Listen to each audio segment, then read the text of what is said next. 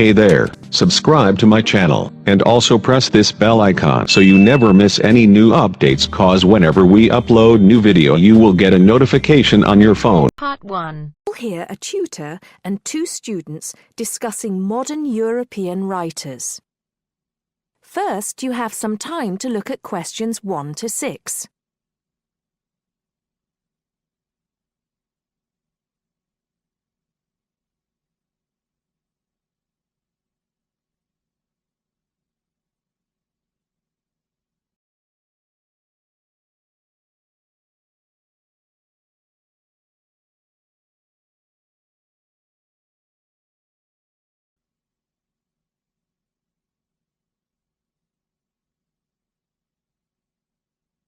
Now listen carefully and answer questions 1 to 6.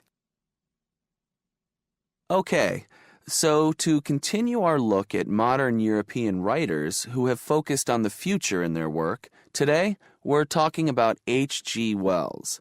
Last week, I asked you both to do some background research on Wells, which we're going to discuss now. Gitanjali, tell us about H.G. Wells. Right. So, H.G. Wells was a hugely successful British science fiction writer, writing at the end of the 19th and the start of the 20th century, and much of his work focused on predicting the future. Jason, do you think Wells was just using the future as a narrative device in his fiction? No. He really believed we can predict the future. In fact, he gave a speech at the Royal Institution in London in 1902 called The Discovery of the Future. And the point he was making was that by looking at what you know about the present and about science, it's quite possible to predict the future. Indeed. Gitanjali, do you think Wells was always optimistic in his predictions? Not at all. In fact, he varied in his predictions from being extremely pessimistic about the future to being optimistic. Interestingly, one theory I read links the attitude in Wells's work to his own health. When he was writing The Time Machine, which was published in 1895, he'd just been diagnosed with an incurable fatal disease. Not surprisingly, the book is very pessimistic, being about a dystopia in the future, a long time in the future, the year 802-701 in fact, where there are two races on Earth, the Morlocks and the Eloi, and the Morlocks actually eat the Eloi.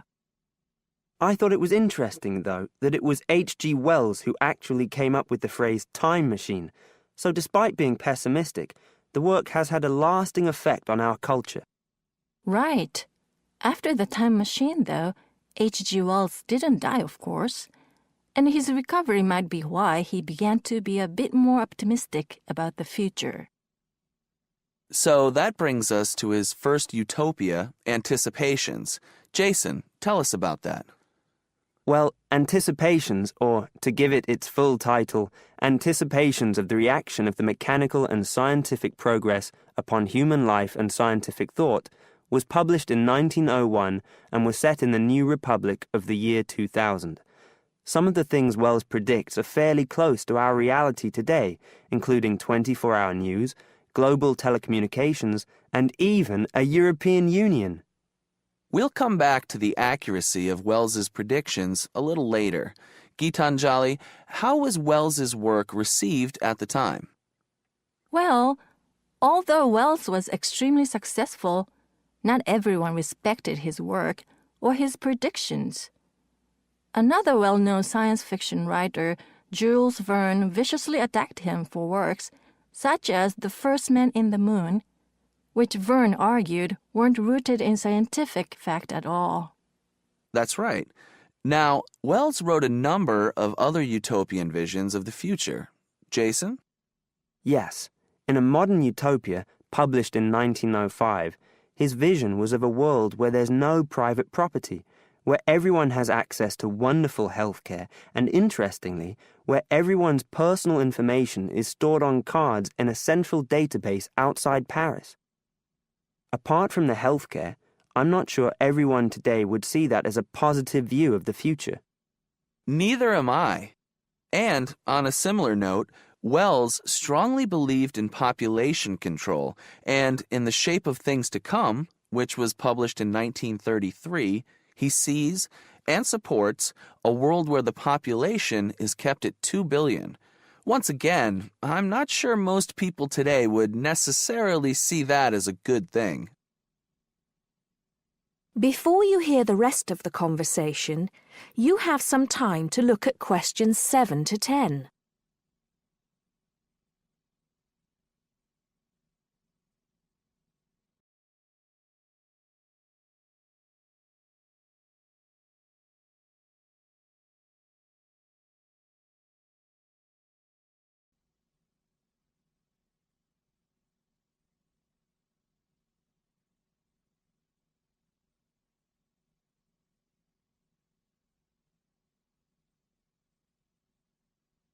Now listen and answer questions 7 to 10. Gitanjali, in your research, did you come across anything about the world brain? Yes, I did. It's actually very interesting. Throughout the 1930s, Wells predicted and supported the setting up of a huge world encyclopedia. And towards the end of the decade, in 1938, he wrote a series of essays called World Brain. In these essays, he called for the world to make use of modern technology to create an enormous global encyclopedia so that all our knowledge is available to all people, not just an educated elite. Wells envisioned this as probably being on microfilm. He thought it would allow anyone, anywhere in the world, to look at any book or any document. He also thought it would be created by everyone, once again, not just by an elite. Yes, and as you can imagine, many people today say that the internet has basically fulfilled his prediction. Of course, it doesn't use microfilm, but essentially, it does meet all Wells's main requirements. That is the end of part 1. You now have half a minute to check your answers.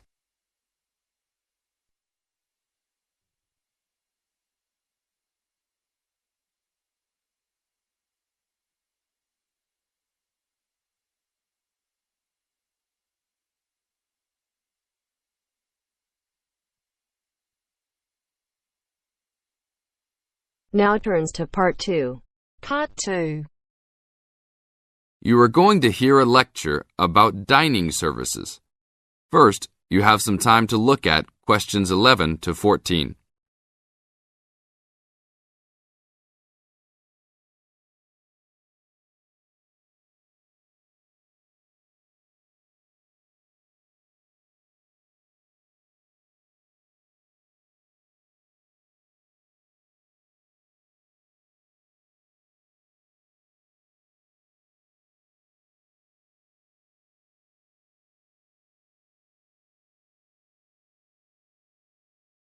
Now listen to the tape and answer questions 11 to 14. Welcome to the Dining Commons. This is the newest facility on campus, and I'm proud to say, also one of the best. I know that all university students miss eating home-cooked food. Well, this year, we are hoping to provide students with food and services that will make you feel at home, even without your family. The administration has been listening to the voice of the students. Students gave us frequent suggestions last year as to how we could improve the university. One of the most frequent suggestions was improving the dining options. We have been working hard all summer to come up with ideas that will make student life in the dormitories more pleasant. One of the new options we are offering in the dining facilities is variety in student meals. Last year, there was a set menu for every dinner, so if students didn't like the food, there was no choice. Students had to eat whatever was served. But this new dining facility has 3 completely unique areas, each with a different theme. At every meal, there will be 3 options for students to choose from. For example, there might be Italian food at station number 1, which might consist of pizza and pasta. At station number 2, there would be American food, consisting of hamburgers and hot dogs. At station number 3, there could be vegetarian soups and salads, accommodating all the vegetarians. We hope that with the greater selection of food, all students will find something to their liking. Now look at questions 15 to 20.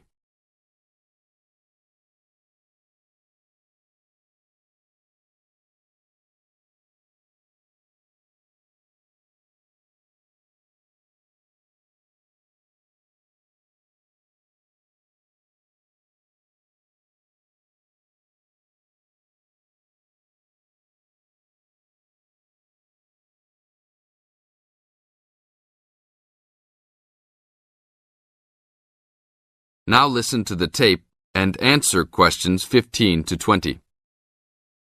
Not only will students have more options, the food will also be better. Each section of the facility will have a head chef. These are real chefs that have been trained in culinary school and have been hired specifically by the school to work in the dining facilities. All of the chefs have a speciality. The school is hoping that these chefs will prepare better tasting and more nutritious food. Every student will be able to make suggestions and also give their input as to which menus taste better. Last year, many students complained that the dining facilities didn't have very convenient hours. This year, we hope to change that. We will open for breakfast at 6 a.m. to accommodate all the early risers. In the evenings, we will open until midnight for all the students that like to go for a late night snack. The afternoons will still remain closed, but we will have a student store open that will provide all students with drinks and fruit. The student store will be open every day from 2 p.m. to 5 p.m. Every student that has paid full tuition and dormitory fees has already paid for their dining facility fees. Students can eat at any time and in any amount for free. If you are a student that does not live in a dormitory, you can still purchase a dining facility card. This card will entitle you to the full services of the dining facility. This card is available only for students and is not open to the general public. If you are not a student and wish to dine here, you must purchase meals at the door. There are a few rules to follow. Even though we do not limit the amount of food that can be taken, we do not want students to waste food. Please do not take more than you can eat. Also, every student must clean his or her own trays and plates. We will provide plates and trays for student use, but please do not abuse these items. Please do not leave your plates on the tables. Your parents are not here to clean up after you anymore, so I hope all students will be responsible. Thank you for your attention and enjoy the upcoming year. That is the end of part 2. You now have half a minute to check your answers.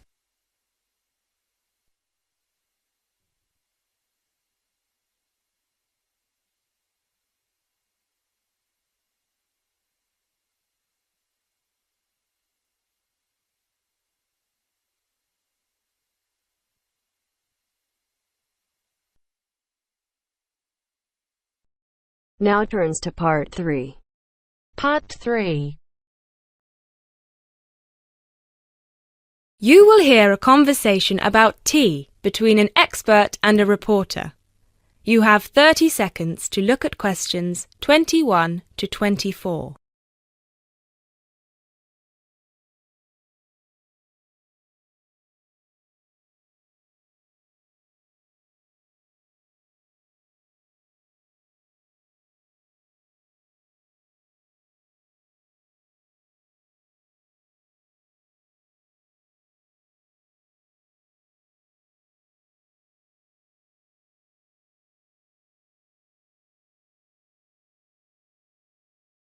Hi, Jacob. Thank you so much for coming along today. It's my pleasure. I'm very intrigued about what a tea meditation entails exactly.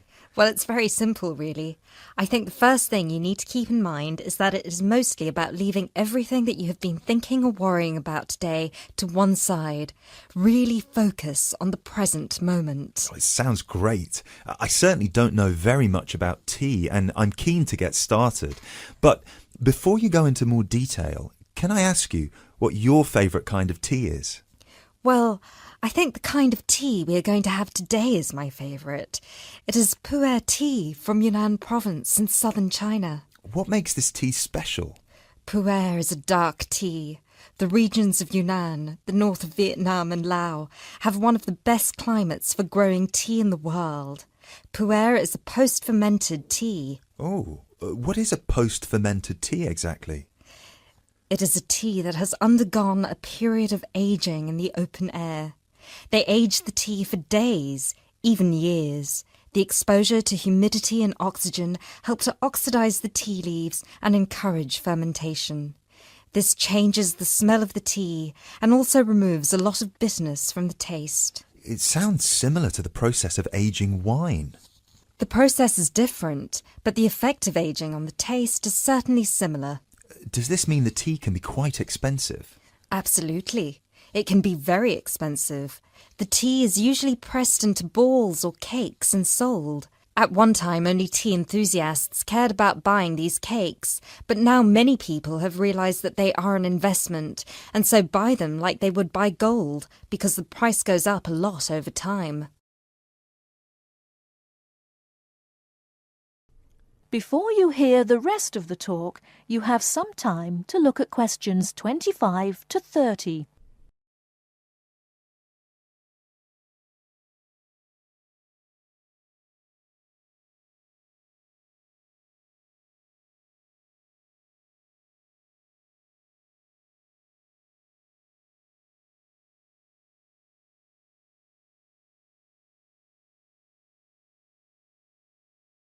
Now listen and answer questions 25 to 30.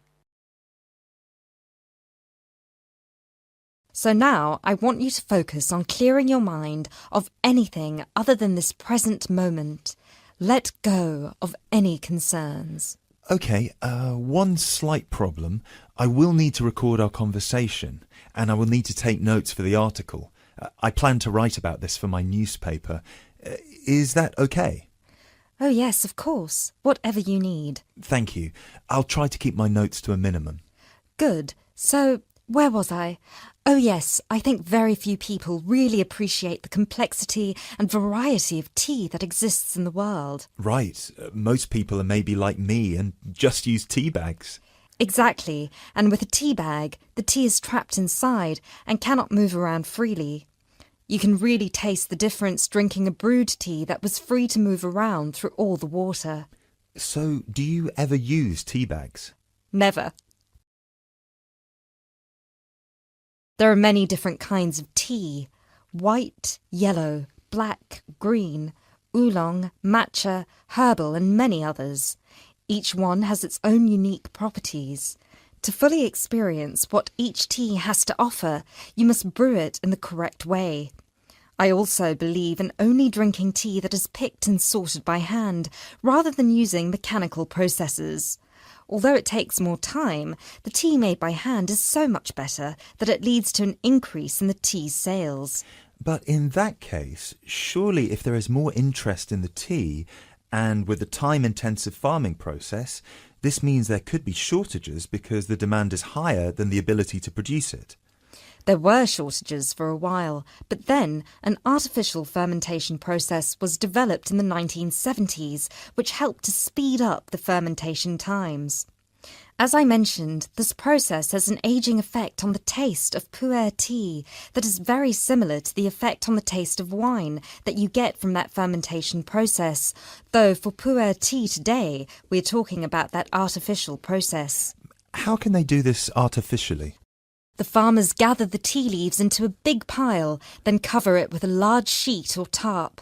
They spray water on the tea every now and then, and therefore fermentation happens faster. Usually the tea is left for 30, 45, 60 or even 90 days still. The farmer will check the tea every few days, and just by the feel of the tea, he knows whether it is ready or if it needs more time. Wow, that sounds like a fascinating process. I never realised that there was such a science behind producing tea. Well, now you are ready for the best part, the tasting of it. That sounds like a very good idea to me. So what I will do now is boil the water, and we can begin our meditation. What does that entail? We need to focus on only two things. The first is your mind and body. Forget everything that you have been worrying about today. Forget about what you have to do later on or what somebody said to you earlier. Focus on your breathing and on how your body feels. If you have aches and pains, acknowledge them. Pinpoint where there is tension in your body and try to release it. Oh, yes, I can really feel tension in my shoulders. Let it go. Close your eyes if that helps. Take deep breaths in and out. Soon we will drink the tea. When you drink it, think about the taste and how it feels on your tongue. Is it easy to swallow the tea, or do you need to gulp it? Can you brew the tea leaves more than once? Oh yes, you can brew some teas more than 10 times. Now we will shift to noble silence, focusing only on ourselves and the tea. Enjoy.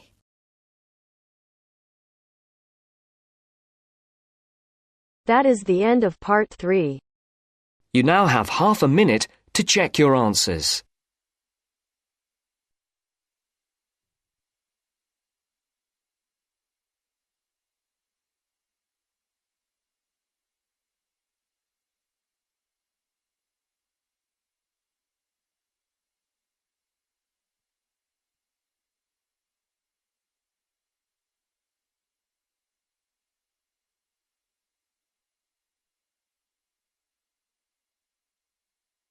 Now turns to part 4. Part 4. You are going to hear a lecturer giving a talk about whale migration. First, you have some time to look at questions 31 to 40.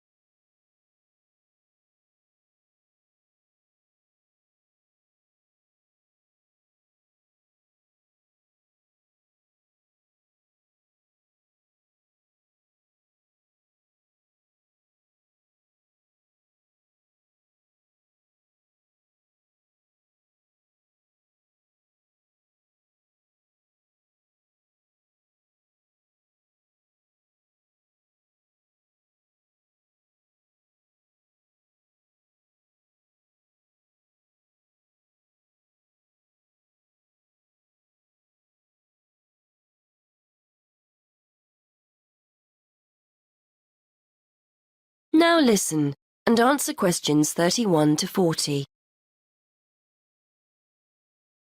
Today we're going to continue our investigation into the use of technology in plotting oceanographic migratory patterns. And I'd like to focus specifically on creatures that we didn't even realize existed until very recently. Pygmy blue whales. In particular, I'd like to talk about a high-tech method of tracking that researchers have used to find out more about these creatures. Pygmy blue whales, which are one of several subspecies of blue whales, spend their lives in the vast expanses of the Indian and Southern Pacific Oceans. They were first identified as a distinct subspecies in 1966. Before then, they were probably confused with the Antarctic or true blue whale, so it's only recently that researchers have started to learn about them and their migrations to and from their breeding and feeding grounds. Scientists are interested in pygmy blue whales because, although they are a very mobile subspecies, very little is known about their movements and their populations. Large-scale movements of whales are particularly hard to study, and what we do know about pygmy blue whales, we've mainly learned from examining whaling records. There are several populations of pygmy blue whales in the southern hemisphere and two main feeding grounds off southern and western Australia. Scientists were interested in testing their hypothesis that the pygmy blue whales feeding off Western Australia migrate to Indonesia to breed. To track the whales' movements, researchers made use of something called satellite telemetry. This refers to the use of a satellite-linked tag attached to a whale. When the antenna on the whale breaks the surface of the water, the tag communicates with a satellite system. The location of the whale can be determined when multiple satellites receive the tag's transmissions, much like how the navigation system works on a mobile phone. Researchers receive this location data in almost real time via the project website, which allows them to track the movement of the tagged whale from many miles away. The use of these tags has enabled researchers to discover that pygmy blue whales do indeed travel northwards from the west coast of Australia in March and April, reaching the warmer breeding grounds of Indonesia in June. They remain there until September, at which time they then return to Australian waters.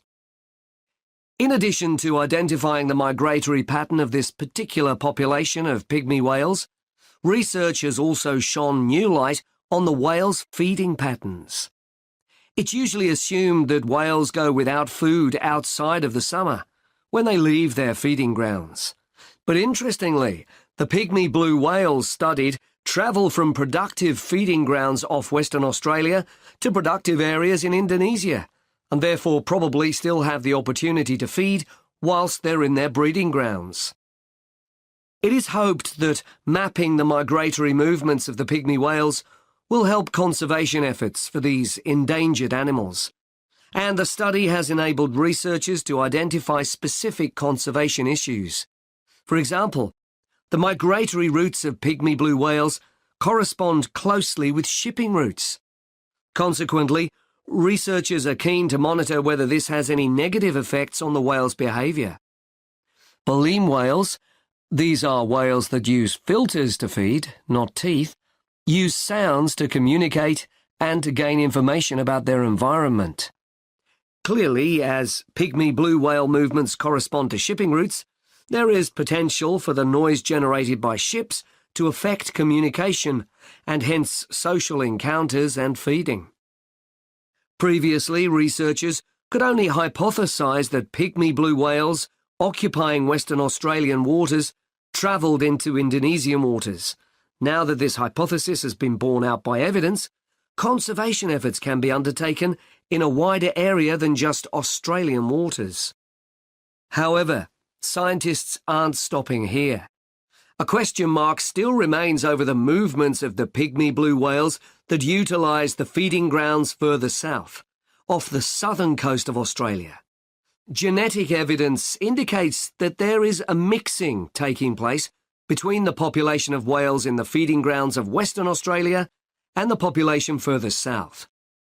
Researchers are keen to discover whether the pygmy whales from the southern feeding grounds follow a similar migration route to those from the west coast, or whether they migrate to the subtropical region to the south of Australia. As a result, there are plans to tag the pygmy blue whales further south in order to find out whether they move through the same areas as the western population and are therefore exposed to the same risks. That is the end of part 4. You now have half a minute to check your answers.